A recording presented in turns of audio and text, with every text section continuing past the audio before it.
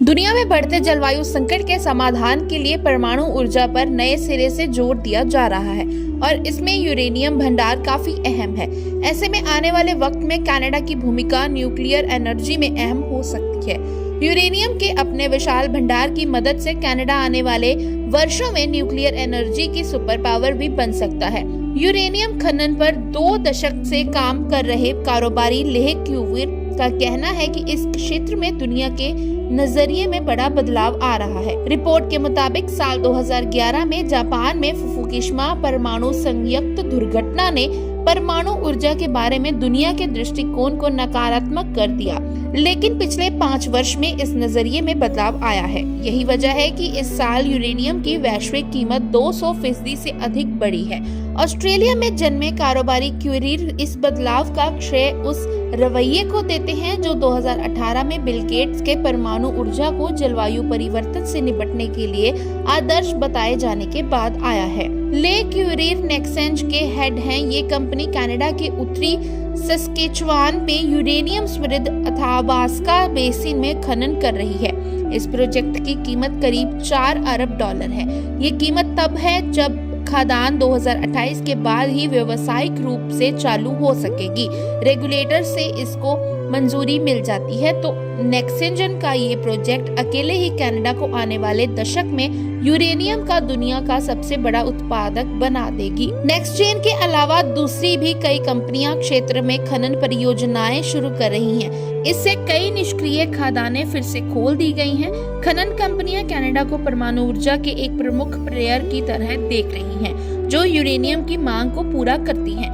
COP28 जलवायु सम्मेलन में 2 दर्जन देशों ने 2050 तक अपने परमाणु ऊर्जा उत्पादन को 3 गुना बढ़ाने की बात कही है। ऐसे में ये इस पर आने वाले वक्त में खास तौर से जोर देखने को मिलने वाला है। परमाणु ऊर्जा को प्राकृतिक गैस या कोयले जैसे दूसरे ईंधन के मुकाबले कम कार्बन उत्सर्जन के लिए जाना जाता है।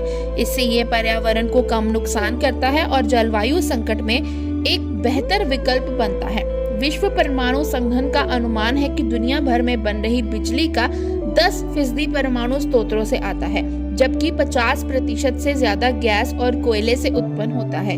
ऐसे में दुनिया भर में परमाणु ऊर्जा की ओर जाने पर जोर दिया जा रहा है। न्यूक्लियर एनर्जी के लिए यूरेनियम की जरूरत है। यूरेनियम दुनिया भर में पाया जाता है, लेकिन ये कनाडा, ऑस्ट्रेलिया और कजाकिस्तान में सबसे ज्यादा है। विश्व परमाणु संघ के मुताबिक कजाकिस्तान साल 2022 में 21,200 टन के साथ सबसे बड़ा यूरेनियम उत्पादक था। इसके बाद Canada 7400 ton, Namibia 5600 ton, Australia 4600 ton, Uzbekistan 3300 और रूस 2500 टन का नंबर आता है। दुनिया में बढ़ते जलवायु संकट के समाधान के लिए परमाणु ऊर्जा पर नए सिरे से जोर दिया जा रहा है और इसमें यूरेनियम भंडार काफी अहम है। ऐसे में आने वाले वक्त में कनाडा की भूमिका न्यूक्लियर एनर्जी में अहम हो सकती है।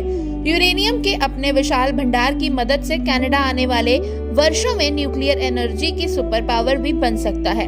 यूरेनियम खनन पर 2 दशक से काम कर रहे कारोबारी लेह क्यूविर का कहना है कि इस क्षेत्र में दुनिया के नजरिए में बड़ा बदलाव आ रहा है। रिपोर्ट के मुताबिक साल 2011 में जापान में फुकुशिमा परमाणु संयंत्र दुर्घटना ने परमाणु ऊर्जा के बारे में दुनिया के दृष्टिकोण को नकारात्मक कर दिया, लेकिन पिछले 5 वर्ष में इस नजरिए में बदलाव आया है। यही वजह है कि इस साल यूरेनियम की वैश्विक कीमत 200% से अधिक बढ़ी है।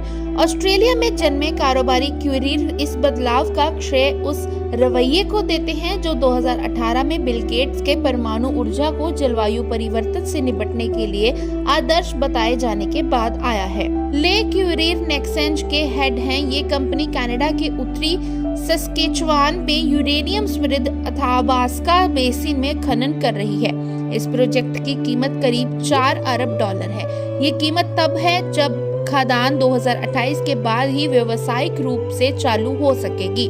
रेगुलेटर से इसको मंजूरी मिल जाती है तो नेक्सेंजन का ये प्रोजेक्ट अकेले ही कनाडा को आने वाले दशक में यूरेनियम का दुनिया का सबसे बड़ा उत्पादक बना देगी। नेक्सजेन के अलावा दूसरी भी कई कंपनियां क्षेत्र में खनन परियोजनाएं शुरू कर रही हैं। इससे कई निष्क्रिय खदानें फिर से खोल दी गई हैं। खनन कंपनियां कनाडा को परमाणु ऊर्जा के एक प्रमुख प्लेयर की तरह देख रही हैं, जो यूरेनियम की मांग को पूरा करती हैं। COP28 जलवायु सम्मेलन में 2 दर्जन देशों ने 2050 तक अपने परमाणु ऊर्जा उत्पादन को 3 गुना बढ़ाने की बात कही है। ऐसे में ये इस पर आने वाले वक्त में खास तौर से जोर देखने को मिलने वाला है। परमाणु ऊर्जा को प्राकृतिक गैस या कोयले जैसे दूसरे ईंधन के मुकाबले कम कार्बन उत्सर्जन के लिए जाना जाता है।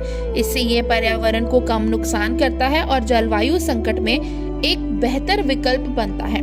विश्व परमाणु संगठन का अनुमान है कि दुनिया भर में बन रही बिजली का 10% परमाणु स्रोतों से आता है, जबकि 50% से ज्यादा गैस और कोयले से उत्पन्न होता है। ऐसे में दुनिया भर में परमाणु ऊर्जा की ओर जाने पर जोर दिया जा रहा है। न्यूक्लियर एनर्जी के लिए यूरेनियम की जरूरत है। यूरेनियम दुनिया भर में पाया जाता है, लेकिन ये कनाडा, ऑस्ट्रेलिया और कजाकिस्तान में सबसे ज्यादा है। विश्व परमाणु संघ के मुताबिक कजाकिस्तान साल 2022 में 21,200 टन के साथ सबसे बड़ा यूरेनियम उत्पादक था। इसके बाद Canada 7400 ton, Namibia 5600 ton, Australia 4600 ton, Uzbekistan 3300 और रूस 2500 टन का नंबर आता है।